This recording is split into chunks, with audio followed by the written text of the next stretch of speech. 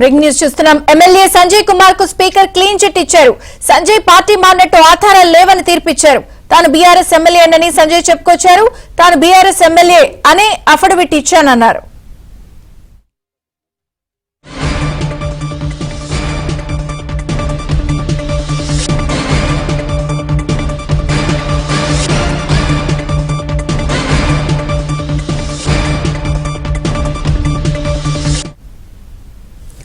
MLA Sanjay Kumar కు speaker clean chit ఇచ్చారు.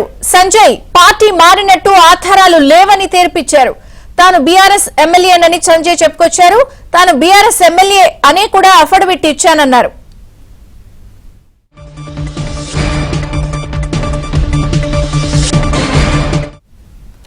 MLA Sanjay Kumar కు స్పీకర్ క్లీన్ చిట్ ఇచ్చారు. వివరాలు సిద్ధార్థ అందిస్తారు. సిద్ధార్థ. థ్యాంక్ యూ విజయ చంద్రిక. మరొక ఎమ్మెల్యేకు ఫిరాయింపుల ఆరోపణలు ఎదుర్కొంటున్నటువంటి 10 మందిలో ఇప్పటికీ 7గురికి క్లీన్ చిట్ ఇచ్చినటువంటి స్పీకర్ కాసేపటి క్రితమే జగిత్యాల ఎమ్మెల్యే సంజయ్కి కూడా క్లీన్ చిట్ ఇచ్చారు. తాను పార్టీ మారారని చెప్పడానికి తగిన ఆధారాలు లేనటువంటి కారణంగా ఆయనను బీఆర్ఎస్ ఎమ్మెల్యేగానే పరిగణిస్తున్నామని స్పీకర్ కాసేపటి క్రితమే తీర్పు వెల్లడించారు. ఇక దీనికి సంబంధించినటువంటి గెజెట్ కూడా కాసేపట్లోనే విడుదల చేస్తారు. ఇక సంజయ్ కూడా దీనిపై రియాక్ట్ అయ్యారు. తాను బీఆర్ఎస్లోనే ఉన్నాను, బీఆర్ఎస్ ఎమ్మెల్యేగానే కొనసాగుతున్నాను అనే విషయాన్ని కూడా చెప్పారు. అయితే నియోజకవర్గం జగిత్యాల నియోజకవర్గ అభివృద్ధి కోసం సీఎంతోనే కలిసి పనిచేస్తున్నానని చెప్పాడు. తనకు పదవుల మీద ఎలాంటి వ్యామోహం లేదు, కానీ జగిత్యాల నియోజకవర్గ అభివృద్ధిని దృష్టిలో పెట్టుకునే సీఎంకు సహకరిస్తున్నాననే విషయాన్ని కూడా చెప్పాడు. ఇక మరి కాసేపట్లోనే కడియం శ్రీహరికి సంబంధించినటువంటి అంశం విచారణకు రానుంది. కడియం శ్రీహరి పైన అనర్హత వేటు వేయాలని కేపీ వివేకానంద గౌడ్ పిటిషన్ వేశారు. పిటిషన్ వేసినటువంటి వివేకానంద కాసేపటి క్రితమే అసెంబ్లీకి చేరుకున్నారు. వివేకానందను కడియం శ్రీహరికి సంబంధించినటువంటి అడ్వకేట్లు క్రాస్ ఎగ్జామినేషన్ చేయనున్నారు. ఈ క్రాస్ ఎగ్జామినేషన్ సమయంలో తన వద్ద ఉన్నటువంటి ఆధారాలన్నింటినీ స్పీకర్కు అందజేస్తానని వివేకానంద చెప్పాడు. ఇక ఇప్పటి వరకు 10 మంది ఎమ్మెల్యేలపై ఆరోపణలు రాగా 8 మందికి క్లీన్ చిట్ ఇచ్చారు. ఇక దానం నాగేందర్, కడియం శ్రీహరి వీళ్ళిద్దరికి సంబంధించినటువంటి అంశంలో స్పీకరు మొన్ననే దానంకు సంబంధించినటువంటి విచారణను మొదలుపెట్టారు. ఈ రోజు నుంచి కడియం శ్రీహరికి సంబంధించినటువంటి విచారణ మొదలుపెట్టనున్నారు. మొదటి దశలో క్రాస్ ఎగ్జామినేషన్ ఉంటుంది.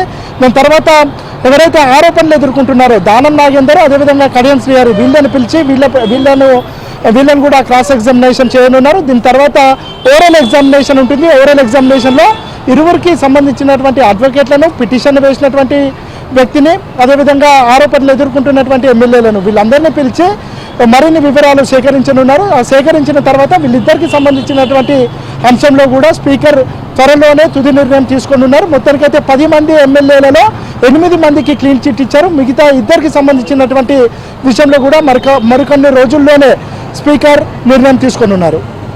రైట్. దీనిపై ప్రధానంగా ఇప్పుడు బీఆర్ఎస్ వర్షన్ ఎలా ఉంది? ఎందుకంటే వాళ్ళు ఈ అంశాన్ని చాలా సీరియస్ గా తీసుకున్నారు కదా. మొదటి నుంచి అంటే ఈ 10 మంది ఎమ్మెల్యేలు పార్టీ మారారు, బీఆర్ఎస్ పార్టీ మీద గెలుపొందారు, బీఆర్ఎస్ పార్టీలో గెలుపొంది కాంగ్రెస్ పార్టీలోకి వెళ్ళారు. కాబట్టి ఈ 10 మందిని డిస్క్వాలిఫై చేయాలని బీఆర్ఎస్ మొదటి నుంచి డిమాండ్ చేస్తూ ఉంది. ఈ అంశానికి సంబంధించి ఇప్పటికే సుప్రీంకోర్టుకు కూడా బీఆర్ఎస్ నేతలు వెళ్ళారు. ఇక్కడ స్పీకరు త్వరితగతిన నిర్ణయం తీసుకోవట్లేదు కాబట్టి, దాంతోపాటు కోర్టు ధిక్కరణకు పాల్పడుతున్నారు కాబట్టి స్పీకర్కి వార్న చేయాలని సుప్రీంకోర్టుకు దగ్గర బీఆర్ఎస్ నేతలు కోరుతున్నారు. కానీ స్పీకర్ మాత్రం దీనికి సంబంధించి ఇప్పటికే 10 మంది పైన ఆరోపణలు రాగా 8 మంది ఎమ్మెల్యేలకు సంబంధించినటువంటి విషయంలో విచారణ చేశాను, వాళ్ళకి సంబంధించినటువంటి జడ్జిమెంట్ కూడా ఇచ్చాను. మిగతా ఇద్దరికి సంబంధించినటువంటి విషయంలో త్వరలోనే నిర్ణయం తీసుకుంటానని స్పీకర్కి సంబంధించినటువంటి అడ్వకేట్లు సుప్రీంకోర్టుకు చెప్పనున్నారు. కానీ బీఆర్ఎస్కి సంబంధించినటువంటి నేతలు మాత్రం స్పీకరు ఏకపక్షంగా వ్యవహరిస్తున్నారు, కాంగ్రెస్ పార్టీ వ్యక్తిగా స్పీకరు వ్యవహరిస్తున్నారు. ఫిరాయింపు ఆరోపణలు ఎదుర్కొంటున్నటువంటి ఎమ్మెల్యేలపైన నియోజకవర్గాల్లో ఈ బీఫారాల గొడవ కొంత ఉన్న నేపథ్యంలో అది క్లియర్ అయినట్టేనా? అంటే కాసేపు క్రితమే జగిత్యాలకు సంబంధించి జగిత్యాల, చేవెళ్ళ, అదేవిధంగా గద్వాల ఇట్లాంటి నియోజకవర్గాల్లో ఈ విషయం చాలా కాంప్లికేటెడ్గా ఉంది. జగిత్యాలకు సంబంధించినటువంటి ఎమ్మెల్యే మాత్రం కాసేపటి క్రితమే ఆయన మాట్లాడారు.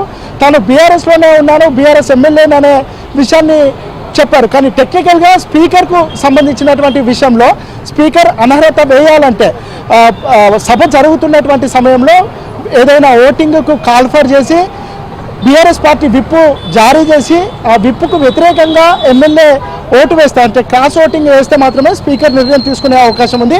కానీ ఇప్పటి వరకు జరిగినటువంటి వ్యవహారంలో ఇట్లాంటి సీన్ జరగలేదు కాబట్టి స్పీకర్ వాళ్ళ అంటే ఫిరాయింపు ఆరోపణలు ఎదుర్కొంటున్నటువంటి ఎమ్మెల్యేల వాళ్ళ స్టేట్మెంట్ ఆధారంగా వాళ్ళ పార్టీ మారలేదని చెప్పారు. కాసేపు క్రితం మాట్లాడినటువంటి జగిత్యాల ఎమ్మెల్యే కూడా ఇదే విషయాన్ని స్పష్టం చేశారు. సభ జరుగుతుండగా ఏదైనా ఓటింగ్ జరిగి బీఆర్ఎస్ ఏదైనా విప్పు జారీ చేసి దానికి వ్యతిరేకంగా ఓటు వేస్తే మాత్రమే తాను పార్టీ మారినట్టు అర్థం చేసుకోవాలి. కానీ అట్లాంటి ఇన్సిడెంట్ జరగలేదు కాబట్టి తనని బీఆర్ఎస్ ఎమ్మెల్యేగానే ట్రీట్ చేయాల్సినటువంటి అవసరం ఉంటుంది అనే విషయాన్ని ఆయన స్పష్టం చేశారు.